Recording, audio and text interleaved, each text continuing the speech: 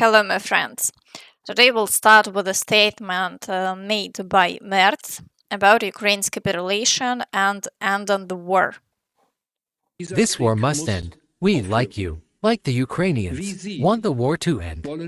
Preferably today, immediately, but not at any cost. We do not want Ukraine to capitulate. Such a capitulation would only give Russia time, and Putin would use that time to prepare for the next war.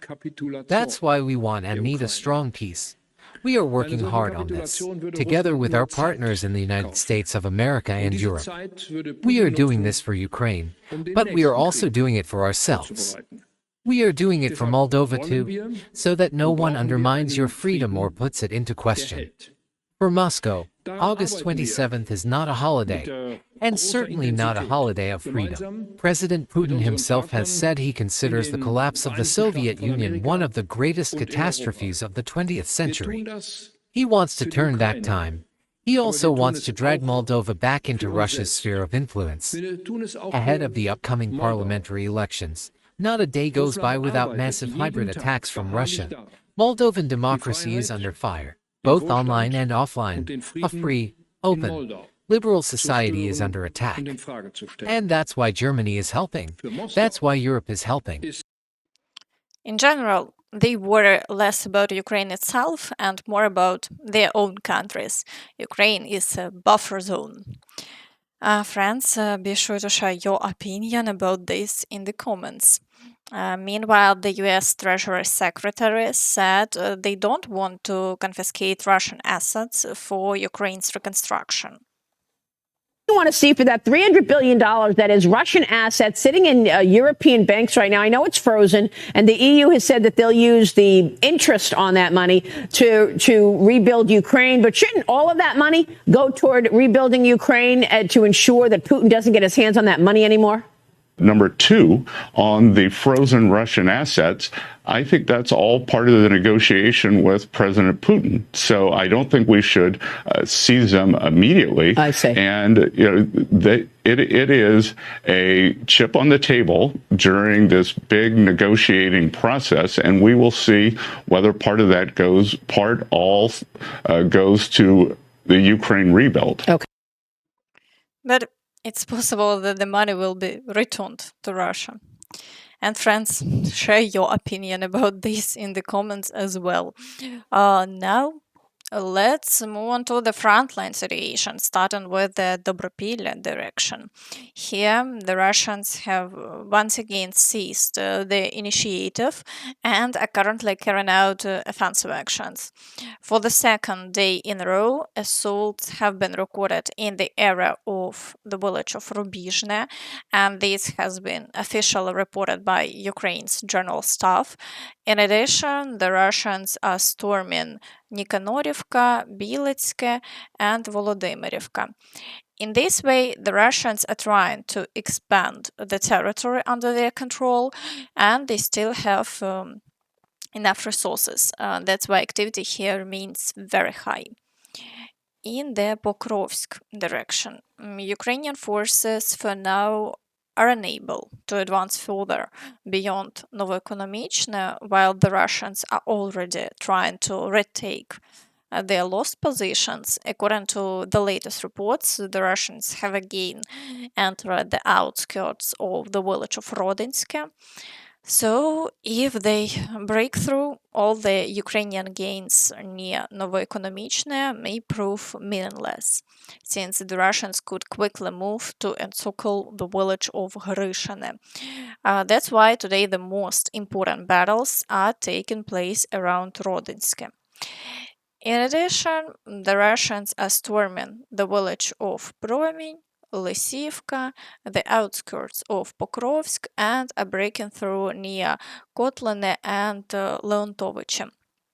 Although Russian sources claim the village is already under their control, the Ukrainian side hasn't confirmed this information yet, so we're waiting. Meanwhile, fighters on the ground report that the situation near Udachne is deteriorating. In the Pokrovsk direction, the main events are unfolding near the village of Udachne. The Russians have already captured about 40% of it and continue moving forward. Our soldiers are doing everything possible to prevent the complete occupation of the village, but we understand that there are limits to what is possible. With small Russian infantry groups sometimes managing to infiltrate as far as the mine, the pressing question is whether the Pavlograd-Pokrovsk highway is fully prepared for defense. Only time will tell, because beyond that lies Grishine, and the Russians have almost reached Bylitske on the opposite flank of the highway. Let's not forget the partial loss of the village of Krasny Lyman, located near the Rodinsky-Pokrovsk road. There, slag heaps were also lost, which is a problem since they're the highest points in the area. Losing Bylitske, Grishine, and Krasny Lyman would mean an operational encirclement of the entire Pokrovsk-Mirnograd agglomeration. I hope that all the reinforcements redeployed to defend the agglomeration will be used properly, supported, and not given unrealistic tasks. And most importantly, that lies won't be told at almost every level, from battalion commanders up to corps and the operational strategic group. If so, there is still a chance to save the situation. As we can see, the situation is becoming more tense with each passing day. Friends, be sure to write your thoughts about this in the comments. In the Novopavlivka direction, the Russians are actively pushing toward the city across the fields, also advancing near Udachne, storming Filia, Zeleny High, and once again are trying to break through toward Iskra. Battles also continue for Alexandrograd, and they are attempting to advance near Voskresenka. Over the past day, there have been no new territorial changes, but activity here remains very high. In the Velyka Novosilka direction, the Russians are storming Komushovacha and attempting to break through toward the village of Ternove. But so far, there have been no new changes over the past day. In the Gulyai-Pole direction, the Russians have stopped all attacks, failing to capture Malinivka. Over the past day, the situation here has also remained unchanged.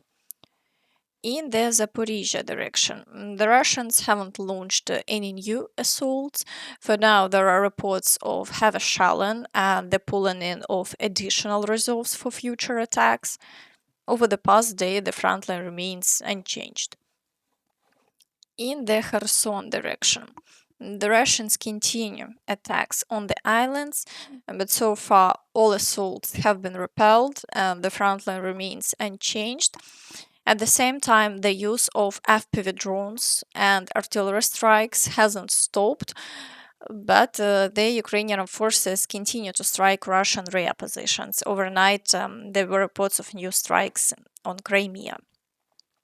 Now, moving on to the Kostiantynivka area. Here, the Russians are assaulting Stupochki, pushing in the Toretsk area, attacking Bereztok and Stepanivka, and advancing near Poltavka. However, over the past day, there have been no confirmed changes. In the Siversk direction, the Russians are pushing toward Dronivka, assaulting Serebryanka, advancing in the area of Grigorivka and Vyemka, and attacking Fedorivka. The activity remains high, but they have achieved no success. Over the past day, the situation hasn't changed. In the Lyman direction, the Russians continue assaults on Olgivka and Novomikhailivka. Fighting is once again ongoing for Kharkivka as the Russians attempt to retake lost positions. They are also attacking Shandrigolove, Stavki, pushing near the village of Kolodezi, Yampolivka, and storming Zarichne. As can be seen, the Russians are sparing no resources here, carrying out around 30 assaults in a single day. However, no new breakthroughs have been achieved and the front line remains unchanged. In the Borova direction, the Russians are only assaulting Novopavlivka. The activity here is low, just a few attacks per day, with no changes along the front line. However, in the Kupyansk direction, the situation has worsened. The Russians continue pushing toward Sobolevka, assaulting the outskirts of Kupyansk and maintaining tight control of the entire city with FPV drones. The situation there is catastrophic as the Russians are gradually moving to encircle the city. In the Dvorichna direction, the Russians are pushing toward Doroshivka and near Krasne Pershe. However, there have been no changes over the past day, and for now, all attacks are being repelled. In the Velyka Burluk direction, the Russians are not carrying out any new assaults, and the situation has remained unchanged over the past day. In the Kharkiv direction, the Russians are still trying to storm Gliboka and are carrying out shelling, but they have had no success, and the front line hasn't changed over the past day. In Vovchansk, fighting continues, but the Ukrainian forces are successfully repelling all attacks, and the situation remains unchanged. In the Sumy direction, activity is rising again. The Russians are carrying out around 15 assaults per day. They are attempting breakthroughs in the areas of Oleksiivka, Yablonivka, and Yunakivka. Near the village of Tetkina, the Russians are still trying to turn the situation in their favor and advance into Ukrainian territory toward Pavlivka, but they have had no success and the front line remains unchanged. Meanwhile, the Russians are already asking Ukraine to strike their own military factory where employees haven't been paid for the past 2 months. Guys, please hit the Typhoon military plant in Kaluga. They haven't paid salaries for the second month. They are asking, so we'll destroy it. At the same time, the American corporation ExxonMobil is negotiating with Rosneft about returning to Russia. ExxonMobil has held secret talks with Rosneft regarding resuming operations on the Sakhalin-1 project if the US and Russia give the green light as part of a peace settlement. After Trump's inauguration in January 2025, negotiations intensified, involving Exxon senior vice president Nelly Chepin and Rosneft CEO Igor Sechin. The company also sought support from the US government, discussing the return with Trump. Exxon wants to compensate for losses incurred in 2022 after leaving the Russian market.